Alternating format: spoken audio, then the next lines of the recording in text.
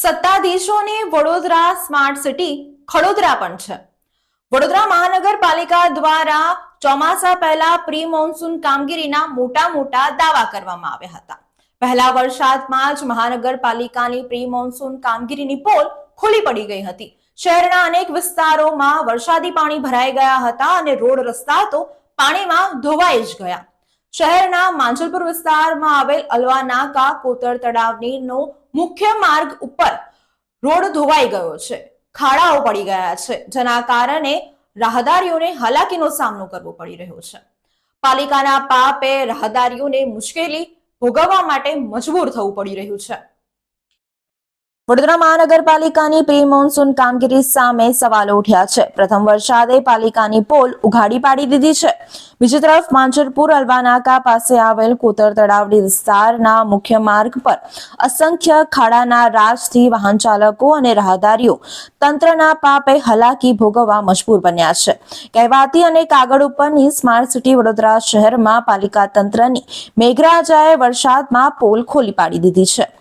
શહેરના વિવિધ વિસ્તારોમાં વિકાસના ખાડા જોવા મળી રહ્યા છે, ત્યારે શહેરના માંજલપુર અલવાનાકા અને કોતર તળાવડી વિસ્તારમાં મુખ્ય માર્ગ ઉપર અસંખ્ય ખાડાઓનું સામ્રાજ્ય સર્જાતા વાહન ચાલકોને ભારે મુશ્કેલીનો સામનો કરવો પડી રહ્યો છે।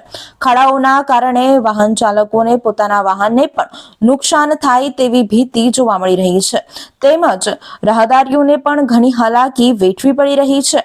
બીજી તરફ સ્માર્ટ શાસકો વિકાસની ગુલબાગો ફૂંકી રહ્યા છે, પરંતુ અધિકારીઓ અને કોન્ટ્રાક્ટરોની મિલીભગતના કારણે રોડ રસ્તાના કામોમાં પણ કટકી કરતા માર્ગો ઉપર ખાડા પડતા લોકો છાશવારે મુશ્કેલીમાં મુકાતા હોય છે।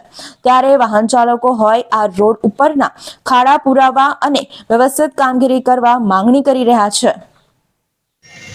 જી કાકા, આ કયો વિસ્તાર છે અને શું ઘટના બની છે?